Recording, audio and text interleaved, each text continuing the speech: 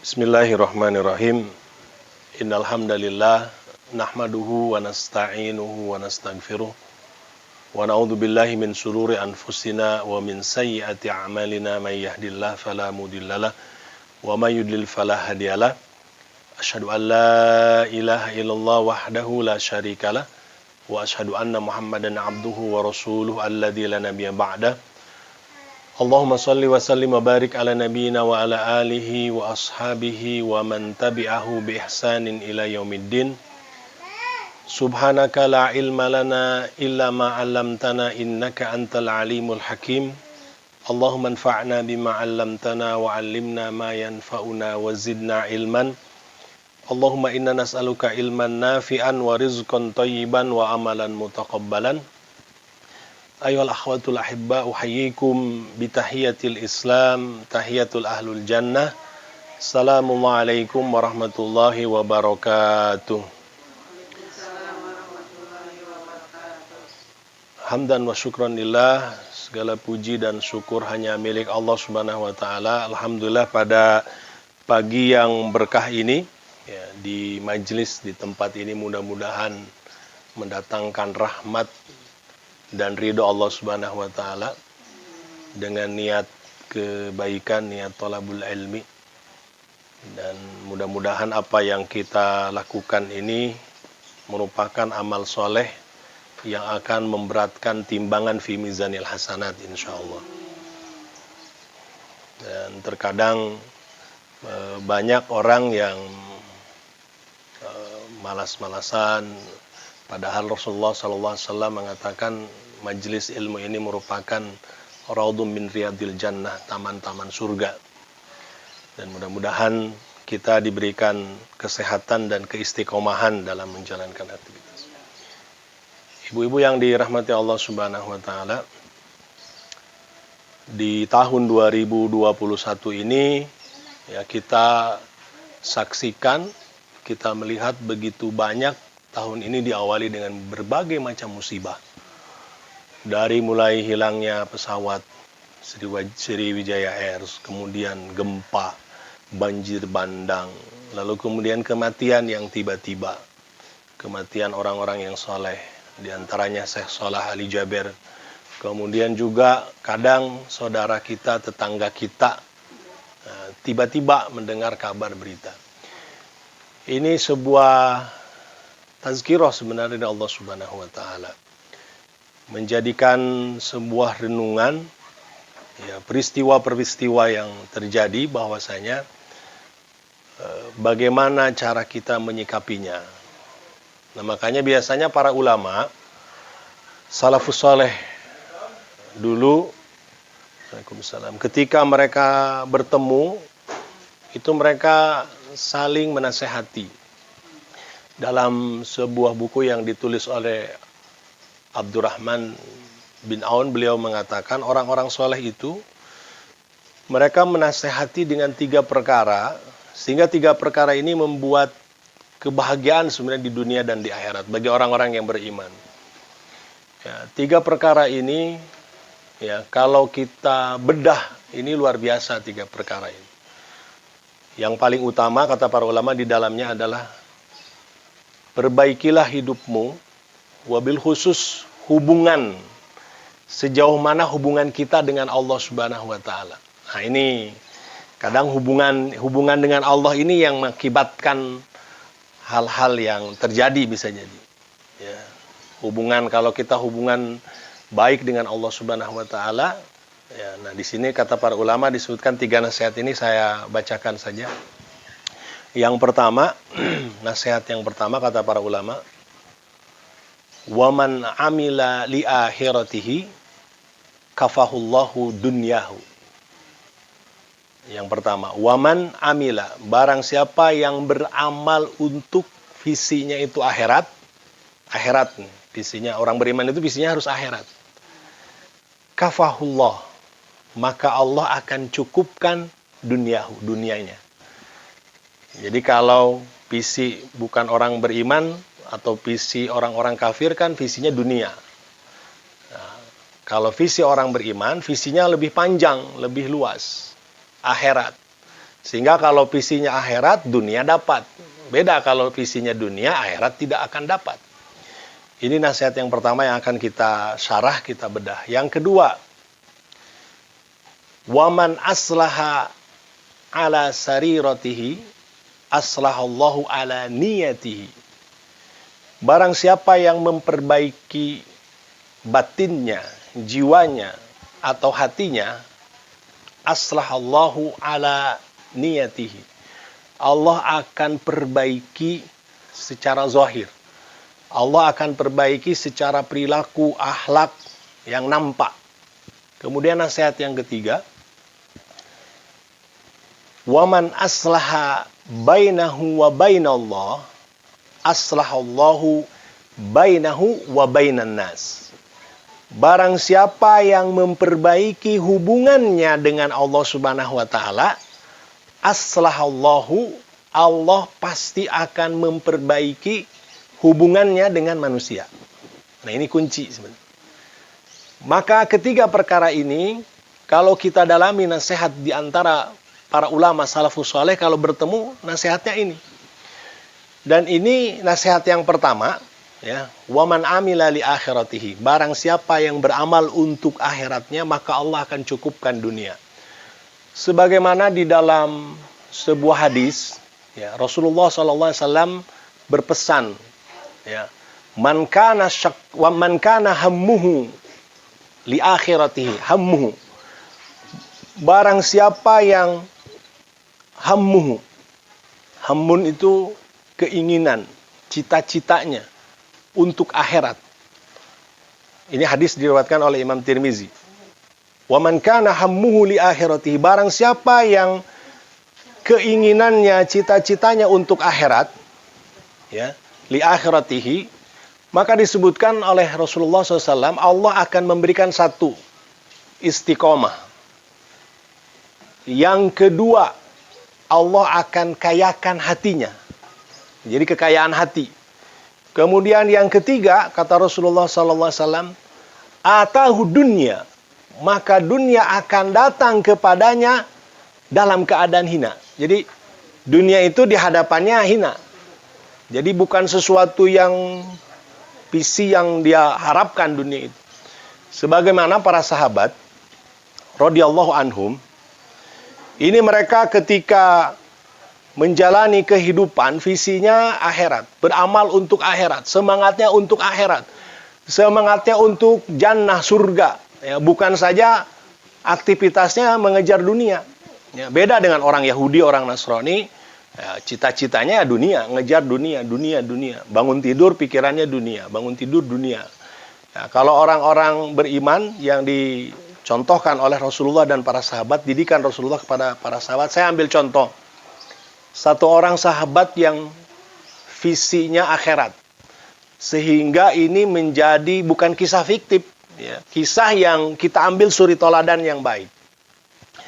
Dulu di zaman Rasulullah SAW di Madinah, itu ada sumur. Sumur yang mata airnya deras. Milik seorang Yahudi. Ada yang pernah dengar kisahnya? Disebut dengan Bi'rul Ruma. Bi'rul Ruma. Sumur Ruma. Ruma ini miliknya orang Yahudi di Madinah. Nah, si orang Yahudi ini dia punya aset sumur yang mata airnya luar biasa, tidak henti-hentinya. Kalau di padang pasir, di Sohro, susah. Ada mata air kayak di Garut mengalir luar biasa. Saya ditinggal di Mesir 6 tahun, susah. Nggak ada air yang mengalir curcor tidi-tudi dengan. Jadi kaget orang-orang Arab itu kenapa menyebut Indonesia itu Jannatud Dunya, surga dunia, karena ada air dari gunung turun, air terjun yang luar biasa. Luar biasa, surga jannah, bustan, kebun-kebun, hadikonya luar biasa. Nah, ini balik lagi ke kisah, ada namanya Bi'rul Ruma. Bi'rul Ruma itu sumur yang dimiliki orang Yahudi. Dan ini menjadi lahan bisnis. Karena bisnis air ini kan luar biasa. Kadang umat Islam kurang nangkep tentang bisnis air. Dulu yang mulai bisnis air itu orang-orang non-muslim. Dan orang-orang yang visinya jualan cai, aqua, lebih mahal di bensin. Dulu kan kemasan aqua nggak ini. Padahal kan air itu sumber kehidupan. manusia ini sumber kehidupan baik tubuhnya itu 80% air. Air, semua air ini menjadi sumber. Nah, makanya bisnis air, bisnis yang abadi, bisnis yang tidak akan henti. Sehingga orang Yahudi ini ngajual cai ke para sahabat, dijual. Ya, para sahabat yang hidup di Madinah, pada suatu hari dia naikkan harganya. Sehingga para sahabat mengeluh. Kemudian Rasulullah Shallallahu Alaihi Wasallam bersabda, barang siapa yang bisa membebaskan atau membeli sumur tadi, maka pahalanya surga. Maka hadis ini didengar oleh Sayyidina Utsman bin Affan. Kemudian Sayyidina Utsman ini terkenal sebagai saudagar kaya, baik, dermawan yang luar biasa. Maka didatangi orang Yahudi tadi, diajak investasi dia ke orang Yahudi. Udah, saya beli sumur tadi. Kata dia, si Yahudi tadi, si rumah mengatakan, nggak bisa, ini penghasilan saya, kehidupan saya, bisnis saya. Kata Sayyidina Utsman, udah, kita bagi saham saja. Bagi saham. Kalau 1 minggu kita bagi 2, ente 4 hari, saya 3 hari. Lalu dibelilah dengan saham yang luar biasa. Kalau dikalikan sekarang, disebutkan dalam beberapa riwayat kurang lebih 1 juta dinar. Ya, dinar berapa? 1 dinar tinggal dikali saja, Bu. Berapa ratus juta, berapa miliar. Akhirnya dibeli sama Sayyidina Utsman, sehingga dibagi saham. 4 hari orang Yahudi menjual, 3 hari Sayyidina Utsman menjual. Ketika jatah Sayyidina Utsman 3 hari, maka Sayyidina Utsman mengatakan kepada para sahabat, silahkan ambil sepuasnya, bawa semua ambil. Gratis, majanan, balas, nggak dijual. Sehingga para sahabat mengambil untuk kebutuhan semingguan, diambil. Gratis, majanan, gratis. Sehingga orang Yahudi kikuk ketika melihat bisnisnya. Hari dia 4 harinya, nggak ada yang beli karena para sahabat sudah beli. Akhirnya orang Yahudi kalah secara negosiasi, kalah secara bisnis, yang pada udahlah, ambil semua sahamnya. Semua dibeli. Dan ibu-ibu yang dirahmati Allah Subhanahu wa Ta'ala, sumur tersebut menjadi sumur yang abadi sampai saat ini. Sumur itu terkenal dengan Bi'rul Utsman bin Affan, sumur Utsman bin Affan. Bahkan di sekitarnya ada tanah berapa hektar ditanami kurma. Wakaf dari Sayyidina Utsman, visinya akhirat, bukan bisnis tok, tapi visinya akhirat. Sampai detik ini di Saudi itu ada rekening Utsman bin Affan yang diurus oleh Waziratul Auqaf, Menteri Wakaf Saudi. Bahkan dari kurma yang terbaik diekspor, kemudian hasilnya buat fakir miskin, buat talabul ilmi, hasilnya melimpah, bikin hotel. Bisa dibayangkan berapa pahala yang mengalir dari Sayyidina Utsman dari 1400 tahun yang lalu sampai detik ini. Jadi ibu-ibu kalau pergi ke Madinah, nanti cari namanya Bi'rul Utsman bin Affan. Nah, mudah-mudahan umroh haji lah, bareng diniatan. Jadi ibu-ibu yang dirahmati Allah Subhanahu wa Ta'ala, kisah ini menjadi kisah inspiratif bagi kita. Visi kita ini, hidup kita ini untuk akhirat. Sebagaimana ada sebuah pesan singkat. Rasul itu kalau ngasih pesan tidak bertele-tele. Mani jami. Jadi mani jami itu satu pesan yang komplit gitu. Tapi kalau dibedah luar biasa. Ada seorang sahabat namanya Ibnu Umar. Ya, sahabat ini Ibnu Umar, Abdullah Ibnu Umar, yang terkenal di dalam hadis, di dalam riwayat yang banyak meriwayatkan hadis. Bahkan beliau ini sosok yang mengikuti Nabi Muhammad SAW, ingin ikut sunnah. Bahkan kehidupan Rasul itu diikuti. Sampai pada suatu hari pernah Ibnu Umar ini berjalan di sebuah tempat, kemudian untanya muter. Kata para sahabat, ente kenapa Ibnu Umar muter? Dulu Rasulullah kesini, untanya muter. Saking mengikuti sunnahnya. Dan terkenal. Ada sebuah nasihat, ini nasihat penting.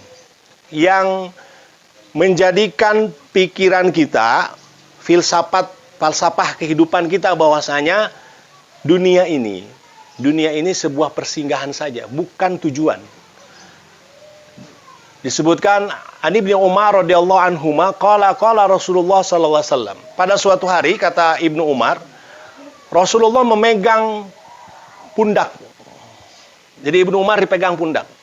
Nah, ini jadi teori pendidikan, Bu, bagi orang tua untuk anak. Rasulullah kadang memegang pundak kepada para sahabat, kadang memegang dada, kadang memegang tangan. Sentuhan-sentuhan emosional ini untuk pendidikan yang luar biasa. Sehingga kalau pegang pundak kan beda. Kedekatan seorang guru dengan anak, orang tua dengan beda. Ibnu Umar dipegang pundaknya. Kemudian qala Rasulullah, dan Rasul bersabda, kata Rasulullah, kun fid dunya ka'annaka gharibun aw 'abirus sabil. Singkat. Enggak panjang, Bu. Bisa hafalah, mudah ini. Kun fid dunya ka'annaka gharibun aw 'abirus sabil. Nah, 'abirus sabil. Kata Rasulullah begini, jadilah engkau hidup di dunia seperti apa? Gharibun, orang asing. Au abirus sabil, atau seseorang yang ada dalam perjalanan, musafir. Nanti dari hadis ini, saking cerdasnya Ibnu Umar, dibedah nanti sama Ibnu Umar. Singkat tapi luar biasa. Jadilah engkau hidup di dunia ini seperti orang asing, atau seperti orang dalam perjalanan. Ini Rasul kadang menggambarkan sesuatu yang tidak terlihat. Akhirat itu nggak kelihatan, Bu. Tetapi kadang Rasul membuat kiasan analogi. Analoginya luar biasa. Jadilah kalian seperti orang asing. Saya ambil contoh, Bu. Kalau seseorang hidup orang asing, di sini ada orang asing nggak? Nggak ada. Orang asing itu, bule, itu kan orang asing. Pendatang, orang asing. Saya kalau tinggal di Mesir, itu disebutnya ajnabi, mahasiswa orang asing, atau wafidin, mahasiswa asing. Atau orang-orang yang kerja di kedutaan disebut orang asing. Kenapa orang asing? Orang asing, dia punya kampung halaman Indonesia. Orang asing, kalau dia hidup di negeri asing, di negeri bukan negeri kelahirannya, bakal ngabangun apartemen, gedung, bakal gajinya buat siapa? Dia kumpulkan buat kemana nanti?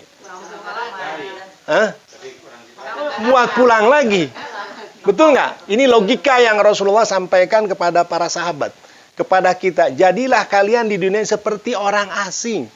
Jadi orang asing itu, dia harus ngambil bekal gitu. Gajinya dikumpulin, oleh-olehnya nanti buat orang-orang tercinta di kampung halamannya. Nah, kita ini punya kampung halaman. Akhirat. Kampung halaman kita teh akhirat.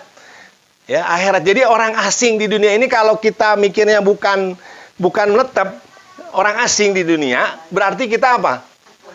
Ngumpulkan eker ke akhirat. Au abirus sabil, atau orang yang dalam perjalanan. Kalau kata Rasulullah SAW, orang yang dalam perjalanan itu seperti dia naik unta, kemudian dia berhenti sejenak di sebuah pohon, lalu kemudian dia melanjutkan perjalanan. Mau ke mana? Perjalanannya ke akhirat. Nah, maka ketika kita dalam perjalanan ini berarti bekal. Bekal yang kalau mau musafir, bekalnya apa? Yang dibutuhkan, mau bawa pasir, semen, mau. Berarti yang dikumpulkan apa? Amal. Amal soleh inilah. Ya, ketika visinya akhirat, ya, visi kita akhirat, karena di dunia ini singkat dunia ini. Bahkan ketika orang-orang kafir dibangkitkan, dia terkaget gitu. Kenapa sangat singkat hidup di dunia ini, ingin minta kembali lagi ke dunia. Singkat dunia ini, mual ayah ya nama umur 100 tahun, 200 mual. Spare waktunya Nabi Muhammad saya umurnya berapa? 63. Nah, ini umur 40, 50. Jadi dari hadis ini ada sebuah pesan yang disampaikan oleh Rasulullah SAW.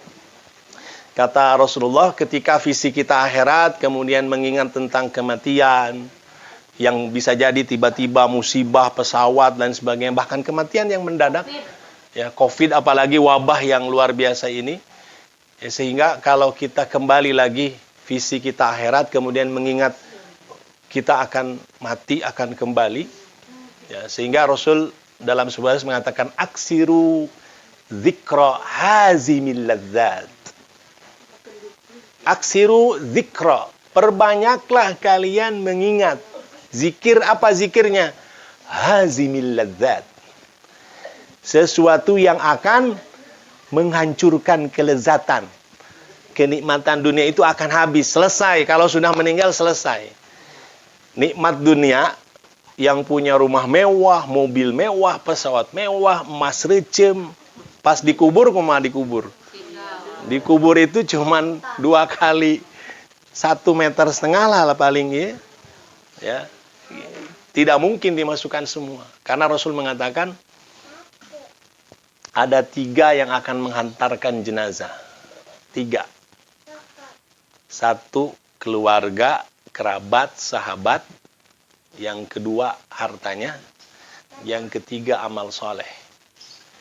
Nah, ini akan menghantarkan jenazah. Ya.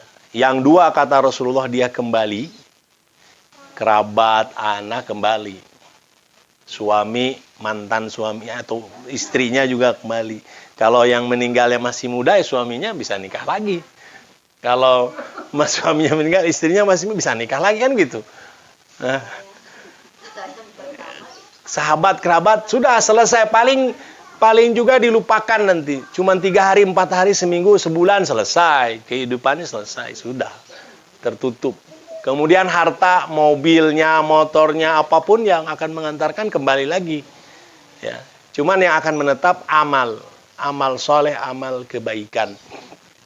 Nah, maka ibu-ibu yang dirahmati Allah Subhanahu wa taala, kalau di dalam Al-Qur'an dunia ini digambarkan la'ibun walahwun wazinatun watafakhurun. Dunia ini la'ibun, permainan, senda gurau.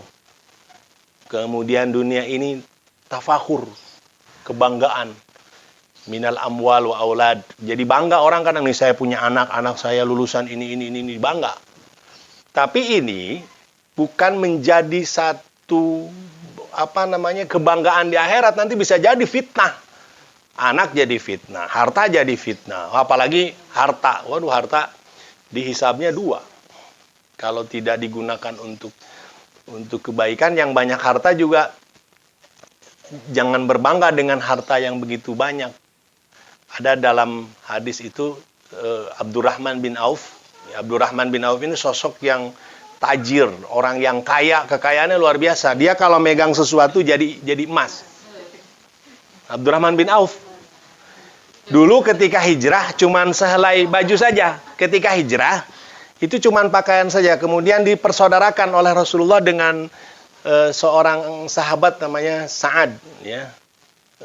Sa'ad bin Amir, kemudian dipersaudarakan, kemudian ditawarkan oleh orang Ansor ini kepada Abdurrahman, saya punya istri lebih dari 1, silahkan pilih, kalau engkau suka saya ceraikan. Saya punya rumah lebih dari 1, pilih. Saya punya kebun lebih dari 1, silahkan pilih, kamu ambil. Tapi Abdurrahman bin Auf saat itu tidak tamak, temang pang mengpeng gitu, cek bahasa Sunda. Dikasih istri diambil, dikasih rumah diambil, dikasih kebun kurma diambil, enggak. Abdurrahman bin Auf saat itu hanya menanyakan di mana pasar. Ketemulah pasar. Ini sosok Abdurrahman bin Auf, akhirnya dia bisnis di pasar, pada akhirnya mendapatkan keberkahan doa dari Rasulullah. Sehingga beliau adalah orang yang sukses dalam berbisnis. Bahkan sebenarnya Abdurrahman bin Auf ini pingin miskin. Tapi itu miskin-miskin. Dulu di Banidah pernah terkena wabah gagal panen. Jadi kurmanya busuk di Madinah. Kurma busuk. Sehingga kaum muslimin pedagang kurma rugi. Tapi oleh Abdurrahman bin Auf dibeli dengan harga normal, diborong, habis. Kata Abdurrahman, alhamdulillah saya sudah jatuh miskin, selesai. Tapi tiba-tiba datang utusan dari Yaman, Raja Yaman. Di Yaman itu ada wabah penyakit, obatnya kurma buruk. Kurma itu satu pohon yang dari mulai dahannya, tangkainya, mulai bunganya itu semua bermanfaat, sampai kurma yang busuk saja jadi obat. Jadi kata Raja Yaman, obat dari wabah penyakit di Yaman itu kurma busuk. Sehingga ya Abdurrahman bin Auf bisnisnya. Yang tadinya kurma busuk dikumpulkan, akhirnya dijual lagi ke raja jadi kaya lagi. Jadi termiskin-miskin Abdurrahman. Sampai dalam sebuah kisah ketika Abdurrahman bin Auf pulang dari Syam bisnis, itu kafilah dagangnya kayak mahrojan, kayak perayaan. Kemudian kata Siti Aisyah radhiyallahu anha mengatakan, pantas Rasulullah SAW bersabda, Abdurrahman bin Auf ini dihisabnya rada miring. Bukan karena dosa, rada miring itu karena berat harta. Banyak hartanya. Sehingga ketika mendengar hadis ini, Abdurrahman bin Auf menangis. Sampai kafilah dagangnya itu dia wakafkan, dia sodakohkan untuk Islam. Ya, nah ini ibu-ibu yang dirahmati Subhanahu wa taala, harta kita, keluarga kita sebenarnya sesuatu yang akan menjadi ujian pertanyaan. Kalau harta itu dari mana dihasilkan, dari mana kemudian dikemanakan. Nah, ini kan ada dua pertanyaan. Nah, maka dari kisah, dari hadis, dari wasiat para ulama, ya, waman amila, barang siapa yang beramal untuk akhiratnya, kafahullahu dunya, Allah akan cukupkan dunia. Jadi dunia dicukupkan. Orang kalau visinya akhirat, dunia insya Allah dicukupkan. Para sahabat yang 10 orang dijamin masuk surga, itu miliarder semuanya. Abu Bakar miliarder, Sayyidina Umar miliarder, Utsman bin Affan juga miliarder, hartanya miliaran.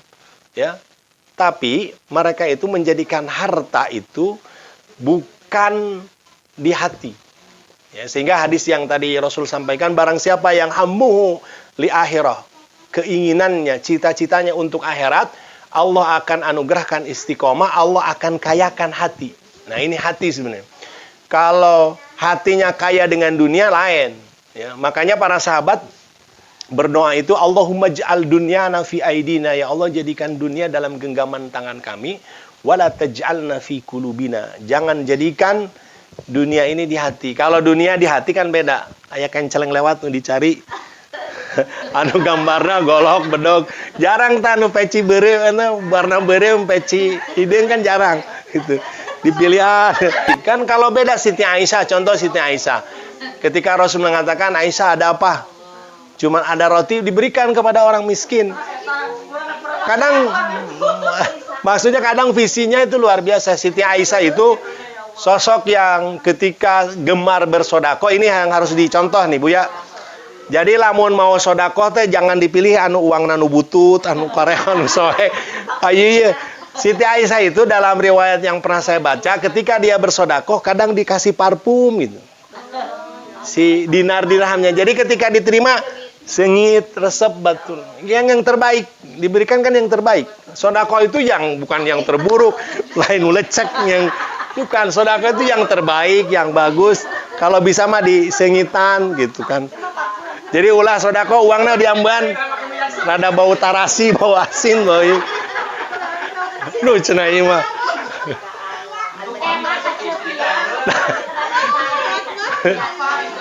Jadi ketika memberikan itu sesuatu yang terbaik. Nah, ini nasihat yang pertama. Kemudian yang kedua, nasihat dari para ulama itu, waman aslaha ala sariratihi, barang siapa yang memperbaiki dirinya, jiwanya, dia Allah akan aslahallahu ala niyatihi, maka Allah akan perbaiki secara perangainya. Nasihat ini sesuai sebenarnya dengan Al-Quran, dengan hadis Rasulullah SAW. Kalau dalam hadis kan disebutkan, kita ini kadang diberikan ilham. Fa'alhamaha fujuraha wa taqwaha. Allah akan memberikan ilham itu dua. Fa'alhamaha fujuraha wa taqwaha. Jalan fujur dan jalan ketakwaan. Qad aflaha man zakkaha. Sungguh berbahagia orang yang tazkiyatun nafs. Jadi membersihkan hati, jiwa, hatinya dibersihkan. Aslah ala sariratihi, dia membersihkan jiwanya, ya, aslah ala sariratihi, membersihkan jiwanya, maka nanti secara otomatis nih orang kalau dia sering tazkiyatun nafs, ya, otomatis perangannya akan baik. Sebagaimana dalam hadis Rasulullah SAW, ini hati ini erat kaitannya dengan apa yang ia makan, apa yang ia konsumsi sebenarnya. Hadisnya kan panjang, dalam hadis Arba'in An-Nawawi disebutkan al-halalu bayyinun wal haramu bayin. Yang halal itu jelas, yang haram itu jelas. Di antaranya ada yang mutasyabihat, ada yang syubhat, ya, ada sesuatu yang syubhat. Nah, kemudian ditutup hadis ini dengan kata Rasulullah, ala fa inna fil jasad mudghah. Ingat, dalam jasad ini ada segumpal darah, segumpal lagi. Idza salahat salahal jasadu kullu. Kalau dia bagus, salahal jasadu kullu. Wa idza fasadat fasadal jasadu kullu. Kalau yang ininya rusak, jiwa hatinya ini rusak sih. Maka hati ini kan cerminan sebenarnya. Contoh begini ya. Ini contoh aja. Hati kita hasad. Hasad, iri, dengki. Bakal nampak gak ke wajah? Nampak tuh, Bu? Nampak. Coba lamun anu tipikal resep. Beda kan, beda. Hese disumputkan, hese. Ini yang dari sini itu akan wujud dari perilaku wujud. Mual mungkin salaman, mual mungkin cipika-cipika, mual ada rasa enggan. Ada rasa enggan. Tapi beda kalau hatinya bersih, artinya baik, tulus, ketemu tabassam, senyum, balik ke mana gitu. Secara ini kan beda. Nah, ini disebutkan dalam hadis tadi, kata Rasulullah SAW, ya, ala fa inna fil jasadil mubghah. Nah, ini disebut wahya qalbun, hati. Nah, hati ini harus memang sering-sering dibersihkan.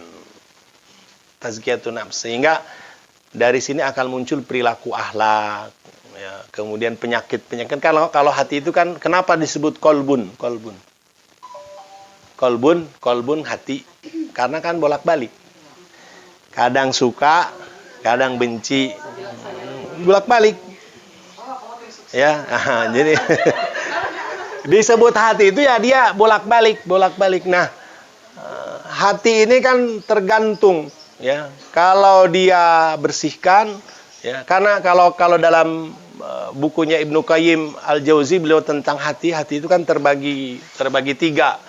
Ada qalbun salim, ada qalbun marid, ada qalbun qasi. Ada hati yang selamat. Ada hati yang berpenyakit. Ada hati yang sakit, ada hati yang mati, ya, berpenyakit, ada hati yang mati. Nah, sebenarnya kekayaan hati yang tadi Rasulullah SAW sebutkan, kemudian bagaimana kita tazkiyatun nafs ini, ya, inilah yang akan menjadikan sebuah modal sebenarnya. Ketika nanti di yaumul akhir, man atahullahu illa biqalbin salim, ya. Tidak akan manfaat harta, anak, dan sebagainya kecuali memang hati. Sehingga dari nasihat para ulama, kemudian Rasulullah SAW menyampaikan, orang-orang yang memiliki hatinya bersih, ini surga sebenarnya, balasannya surga. Ya. Contoh penyakit yang bahaya itu penyakit hasad. Penyakit hasad itu kan nyelik sebenarnya. Hasad, iri dengki. Kata Rasulullah SAW, iyakum wal hasada. Iyakum wal hasada. Hati-hati kalian terhadap penyakit hasad. Fa innal hasada, sesungguhnya hasad itu, ya'kulul hasanat. Ya'kulu hasanat. Dia akan memakan kebaikan. Kama ta'kulun narul khatab. Seperti api memakan kayu bakar. Kayu yang besar, habis nggak, Bu, kalau sama api? Dilalap api, habis. Maka Rasul kadang menganalogikan, menggambarkan penyakit hasad itu, iri dengki itu luar biasa. Dia akan menimbulkan sebuah penyakit yang berbahaya. Nah, makanya ada seorang sahabat, ketika Rasul di sebuah majelis di masjid, kata Rasul, sebentar lagi akan masuk calon ahli surga. Para sahabat culak-cilik, mana calon ahli surga? Tidak lama datang keceluk-keceluk anak muda, ya, baru selesai wudhu, ya, kemudian dia sholat. Besoknya Rasul sama mengatakan, tak lagi nanti masuk calon ahli surga. Kadang Rasul memberikan kabar seperti itu. Kemudian Ibnu Umar penasaran. Cik Ibnu Umar, iya, anak muda, apa sih amalan sehingga Rasul mengatakan? Nah, ini penasarannya Ibnu Umar itu luar biasa.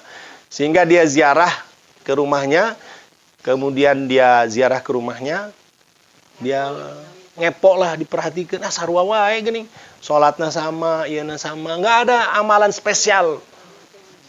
Tapi ketika 3 hari baru dikatakan, sebenarnya saya datang ke sini selain bertamu, saya ingin tahu amalan khusus apa sih kamu, sehingga Rasul mengatakan kamu calon ahli surga.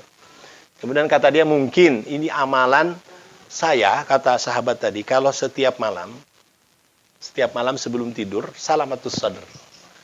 Jadi bersih hatinya. Dihampura, si iya mah, hampura, dimaafkan, itu maaf, pemaaf. Bahkan kan kalau kita di bulan Ramadan sering kita membaca Allahumma innaka afuwun tuhibbul afwa fa'fu anni. Al-afu ini beda. Al-afu ini memberi maaf sebelum orang minta maaf. Ini kan salamatus sadr, lapang dada, bebas. Nah, ini kan bebas, Bu, daripada yang hasad, yang tekawop ningali anu hasad mah gering sorangan, ningali tetangga beli mobil. Panas teh. Ningali kieu panas. Ujung-ujungna kadang ya lamun di tempat kerja orang yang hasad kadukun. Kumaha? Iya. Rata-rata main dukun, wah udah. Karena kan di dalam surat Al-Falaq juga disebutkan min syarri hasidin idza hasad, kan di situ ada nafasati fil uqad. Hubungannya itu sama. Jadi dia datang ke tukang sihir, kadang mencelakakan orang dengan berbagai cara. Ini bahaya. Nah, maka di sinetron seueur contohnya. Jadi ini nasihat yang kedua, kemudian yang terakhir, ya, yang terakhir, waman aslaha ma bainahu wa bainallah, barang siapa yang memperbaiki hubungannya dengan Allah Subhanahu wa taala. Hubungan, maka Allah akan memperbaiki hubungannya dengan manusia. Aslahallahu ma bainahu bainan nas. Ibu-ibu yang dirahmati Allah Subhanahu wa taala, kita tanyakan kepada diri kita sejauh mana hubungan kita dengan Allah Subhanahu wa taala. Hubungan dengan Allah Subhanahu wa taala ini bisa jadi musibah, bencana, kematian, segala ini tazkirah, mengingatkan kita hubungan kita dengan Allah sejauh mana hubungannya. Ya. Ada 2 pesan singkat sebenarnya hubungan kita dengan Allah Subhanahu wa taala.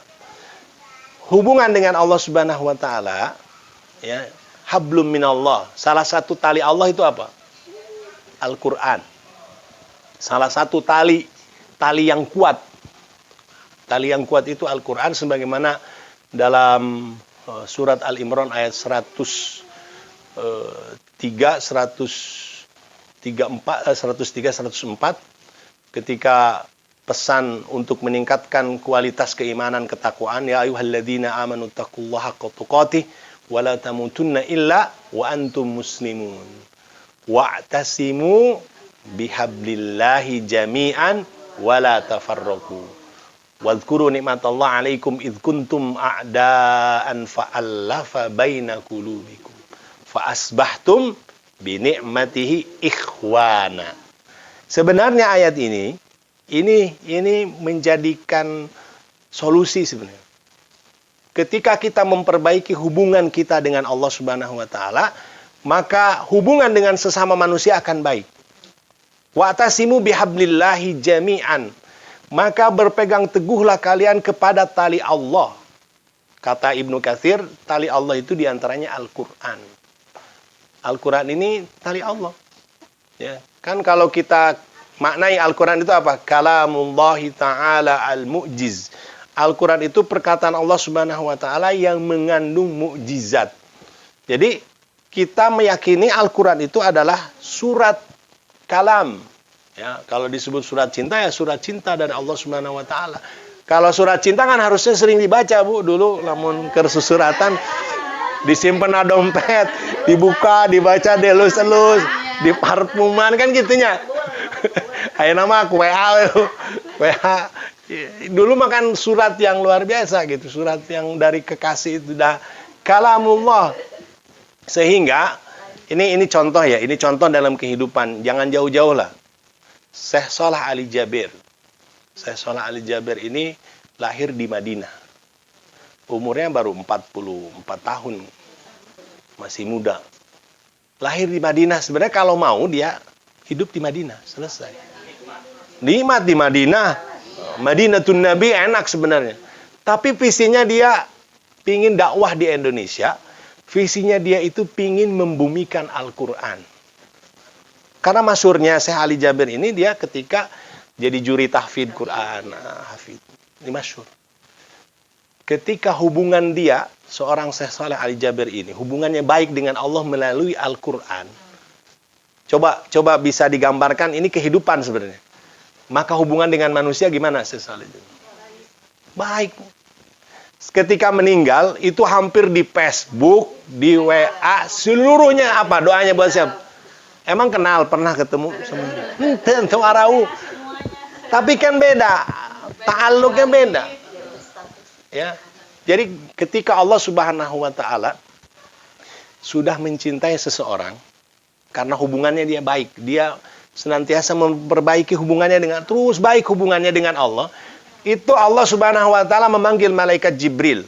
Dipanggil malaikat Jibril, panglima dari seluruh malaikat. Kata Allah, "Wahai malaikat Jibril, saya mencintai si fulan." Kemudian kata malaikat Jibril disampaikan kepada seluruh penghuni langit. Diumumkan di penduduk langit, di malaikat, bahwasanya Allah sudah mencintai si fulan. Maka seluruh penduduk langit mencintainya. Lalu kemudian diumumkan ke seluruh makhluk yang ada di dunia. Si fulan sudah, maka orang akan cinta, beda perasaan, beda kan Bu? Beda. Orang merasa kehilangan dulur lain, tetangga bukan, tapi merasa kehilangan nggak? Merasa sedih, merasa kehilangan, ada sosok yang luar biasa. Ini contoh maksudnya, contoh.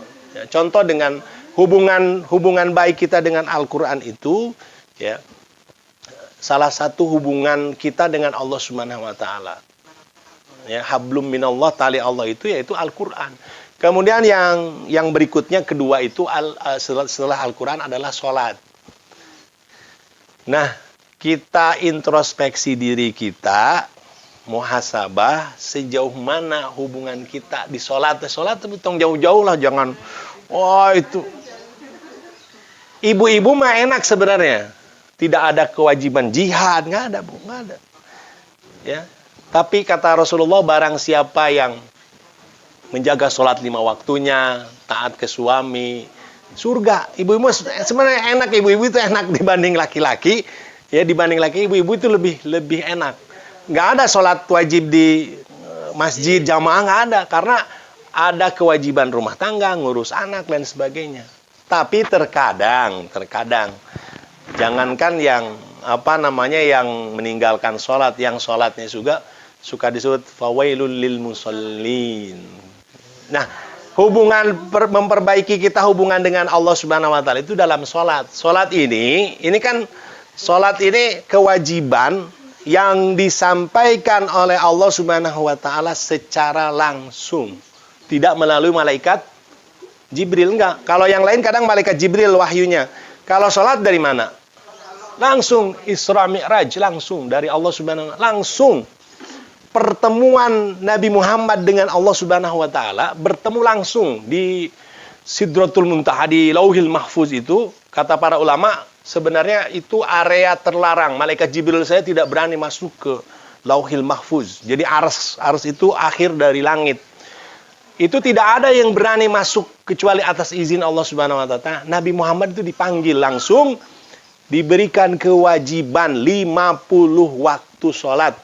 Waktu itu 50. Hari Nabi mah bager. Diterima 50, protes, terima. Turun sampai ketemu jeung Nabi Musa. Apa yang Allah perintahkan? 50 waktu. Aduh. Berat cenah, bakal berat dah. Minta diskon dispensasi. Coba kalau 50 waktu sanggup teh? Dari 24 waktu, 24 jam, 50 waktu berarti tiap setengah jam sholat, 5 waktu wae berat gitu kan. Tapi bagi umat Islam ini 50 waktu dikurangi jadi 5 waktu tidak mengurangi nilai. Tidak mengurangi nilai, sama nilainya. 5 waktu itu sama dengan nilainya 50 waktu, karena setiap amal bagi umat Islam ini diganjar 10 kali lipat. 10 kali lipat. Nah, dalam sebuah hadis, salat ini merupakan dialog hubungan kita dengan Allah Subhanahu wa taala. Jadi hadis qudsi ya, ketika seorang hamba salat, ya, dia baca Al-Fatihah. Pas salat Allahu Akbar, kemudian dia membaca surat Al-Fatihah. Nah, dalam hadis qudsi ini tidak diawali dengan bismillah, tapi dalam hadis qudsi ini diawali dengan Alhamdulillahi Rabbil Alamin. Dalam hadis qudsi ini, ibu-ibu sekalian, ketika seorang hamba di dalam salat ini pertemuan kita dengan Allah. Salat. Makanya Rasulullah SAW ketika memerintahkan kepada Bilal untuk azan, ya Bilal, arihna bis salat. Arihna ini perjalanan ruhiyah. Arihna bis salat. Sehingga kalau seseorang itu rindu kepada Allah, ingin di salat. Hubungan dia dengan Allah lewat apa? Salat. Dialog, diskusi, memohon doa, meminta di mana? Salat. Karena dalam arti as-salat itu, as-salatu ad-du'a. Salat itu intisarinya apa? Doa. Dari mulai takbir, doa iftitah, al-fatihah, ruku, sujud, semua apa isinya? Doa. Permintaan. Sehingga, ibu-ibu sekalian, ketika kita salat, membaca surat Al-Fatihah, atau di dalam hadis qudsi disebutkan, ketika seorang hamba membaca surat Al-Fatihah juga namanya as-salah. As-salah ini surat Al-Fatihah. Jadi Fatihah ini bisa umul Quran, ya, kemudian Fatihah, umul kitab, as-salah, ar-ruqyah, ya, dari nama-nama lain surat Al-Fatihah. As-salah ini, ya, nama salah satu dari surat Al-Fatihah. Ketika dia membaca Alhamdulillahi Rabbil Alamin, sebenarnya Allah mendengar dan menjawab. Jadi ibu kalau lagi baca Alhamdulillahi Rabbil Alamin, Allah mendengar, lalu Allah jawab, Hamadani abdi, hambaku telah memujiku. Ketika kita baca Ar-Rahmanir Rahim, Ghatsani abdi, hambaku telah mengagungkan asma Ar-Rahman Ar-Rahim. Maliki yaumiddin, hambaku telah mengakui bahwasanya aku adalah Maliki yaumiddin. Kemudian sampai di ayat Iyyaka na'budu wa iyyaka nasta'in. Kata Allah Subhanahu wa taala, ayat ini antara aku dan hambaku. Jadi dibagi dua. Iyyaka na'budu, hanya kepada Allah kita menyembah. Wa iyyaka nasta'in, dan hanya kepada Allah kita meminta, memohon pertolongan. Ini buat kita. Ihdinas siratal mustaqim, kita meminta agar diberikan jalan yang lurus. Siratal ladzina an'amta alaihim, jalan orang-orang yang diberikan nikmat. Siapa jalan yang diberikan nikmat? Minan nabiyyin, kemudian wasiddiqin, wasyuhada'i wassalihin. Jalan yang diberi nikmat itu jalan para nabi, jalan para siddiqin, jalan para syuhada, jalan orang-orang yang soleh. Ya. Siratal ladzina an'amta alaihim, ini jalan yang diberikan nikmat. Ghairil maghdub, bukan jalan yang dimurkai, jalannya orang Yahudi. Waladdallin, ya, yang sesat, dan jalan orang-orang Nasrani. Terhindar. Sebenarnya ini permohonan kita kepada Allah Subhanahu wa taala dalam salat. Nah, sejauh mana kita memperbaikinya? Dari sini aja. Dari sebenarnya yang kecil-kecil, tapi sebenarnya ini kunci. Wudu kita apakah sudah? Kan salat tidak sah kalau tidak la salata liman la wudu'a lahu wala wudu'a liman lam yadhkur ismallah. Tidak sah salat kalau wudunya tidak benar. Jangan wudu asal pas cuci kakinya gitu cer. Sering dah maksudnya. Ya, maksudnya kadang tidak ditadlik. Tadlik itu kan harus digosok ke sini. Rasulullah SAW pernah melihat seorang sahabat orang Arab Baduy datang ketinggali masih tidak terkena wudu. Ulangi. Wudu deui, balik, ulangi lagi. Wailul lil aqab, celaka kata Rasulullah bagi yang tumitnya tidak tersentuh air wudhu bisa dijilat api neraka, jangan salah. Ya, makanya dari wudhunya saja, wudhu ini sebenarnya sesuatu, wudhu dan sholat ini sesuatu yang luar biasa sebenarnya. Kalau wudhunya bagus, ya, asbigil wudhu, kata Rasulullah SAW, perbaikilah wudhu kalian. Karena kalau wudhu kita baik, ya, wudhu kita baik, itu nanti di yaumul akhir beda, wajahnya akan bercahaya. Sehingga dalam hadis itu Rasul pernah menyampaikan kepada para sahabat, nanti umatku akan mendapatkan air di yaumul akhir nanti, ya, dari telaga Al-Kautsar, ya. Nah, bagaimana Nabi Muhammad mengenal kita umatnya? Kata para sahabat, ya Rasul, bagaimana engkau mengenal itu umatmu, itu bukan?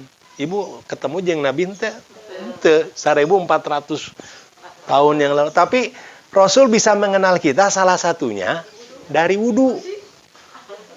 Min asaril wudhu. Jadi bercahaya nanti, kata Rasul, diibaratkan kuda atau ternak, ya. Nabi tahu, oh ini punya saya, ini umat saya, ini bukan. Gitu. Karena ada cahaya di wajahnya dan di mata kakinya pancar, ada cahaya dari wudhu sebenarnya. Nah, maka hubungan baik dengan Allah melalui sholat ya harus perbaiki dulu dari wudhunya, darinya. Bahkan dari sholatnya. Kadang-kadang sholatnya sok dilalaikan. Kan kadang punya diengke-engke. Nah, ini kan sebenarnya nggak menatap.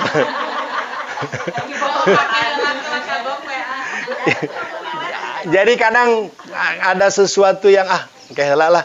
Sebenarnya hadis yang Rasul sampaikan kepada Ibnu Umar, ya, kata Ibnu Umar kan ketika Rasul mengatakan kun fid dunya ka'annaka gharibun aw 'abirus sabil. Maka Ibnu Umar mensarah hadis ini, idza asbahta fala tantadirul masa wa idza amsayta fala tantadirus sabah. Kalau kamu ada di waktu subuh pagi, jangan menunggu sore. Lamun aya sore tong ditunggu, engke wah. Tidak boleh menunggu, ya, apalagi waktu-waktu sholat, ya. Lalu kemudian memperbaiki hubungan kita dengan Allah di sholat, ya, selain tepat waktu, kalau bisa berjamaah, karena jamaah ini luar biasa sebenarnya pahalanya. Lalu kemudian pas sholat kan kudu khusyuk. Walladzina hum fi sholatihim khashi'un. Orang-orang yang khusyuk dalam sholatnya. Kalau kata Ibnu Taimiyah itu, orang yang khusyuk itu 3 unsur: akal, hatinya, dan fisik, lisannya. Jadi apa yang dibaca sinkron semua. Jangan pas Allahu Akbar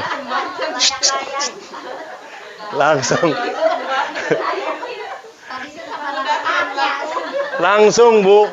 Tapi ini penelitian sebenarnya, orang yang sholat ini dibuktikan oleh ahli ilmuwan, para ahli ini sosok yang lagi baik, akal pikirannya baik nggak Bu? Baik. Anu poho ge araya Bu? Iya. Yang lupa akan muncul. Ini sesuatu sebenarnya pas lagi sholat itu lagi fokus sebenarnya semua. Nah, makanya apalagi kalau dia Allahu Akbar, fokusnya Allah yang maha besar. Jangan pas Allahu Akbar takbir kemudian baca Al-Fatihah ke mana di kulkas aya naonnya, aya ayam. Ada di opor apa digoreng apa di naon. Sampai ka poho jumlah bilang kan poho kadang. Lupa kadang. Nah, orang yang khusyuk dalam sholatnya, sampai ini kalau yang khusyuk ketika dia sholat itu fokus dengan Allah Subhanahu wa taala, bahkan nyamuk naon ge moal atul moal. Bahkan ada seorang sahabat ketika dia sholat tahajud saking khusyuknya, dia lagi menjaga pasukan sebenarnya. Itu dipanah ku musuh teu karasa.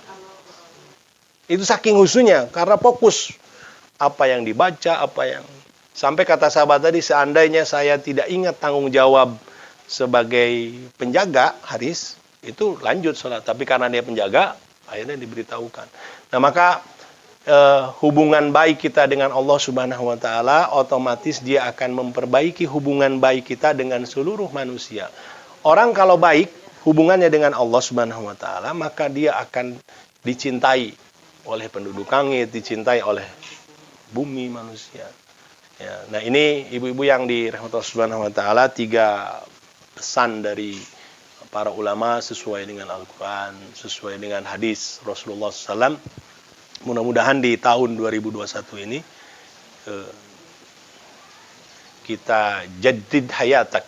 Jadi perbaharui hidupmu lebih baik lagi ya, dengan visi kita untuk akhirat, bukan visi dunia saja, karena dunia ini bukan tempat tinggal abadi, ada kehidupan akhirat yang abadi, kehidupan akhirat yang kekal selamanya, sehingga kita bekal ya untuk kehidupan akhirat. Ya, kalau Sayyidina Umar mengatakan, Ibnu Umar mengatakan, kalau di waktu sore jangan menunggu waktu pagi, kalau di waktu pagi jangan menunggu waktu sore. Pergunakanlah masa sehatmu sebelum sakit, pergunakanlah masa hidupmu sebelum datang kematian. Ya, kalau hadis Rasulullah SAW mengatakan, Igtanim khamsan qabla khams. Ya, ingat 5 perkara sebelum datang 5 perkara. Ini sudah hafal semua, tapi prakteknya sebenarnya. Nah, visi tadi itulah yang kita yakini, kita hidup di dunia ini untuk ibadah, visi kita akhirat, perbanyak bekal untuk akhirat. Kemudian senantiasa kita mengislah, memperbaiki jiwa kita, hati kita, kemudian perbaiki hubungan dengan Allah Subhanahu wa taala. Mudah-mudahan Allah memberikan taufik, inayah, hidayahnya kepada kita semua. Kita menjadi orang-orang yang memperkuat keimanan dan ketakwaan ibadah kita. Aku qouli hadza wastaghfirullah li wa lakum. Assalamualaikum warahmatullahi wabarakatuh.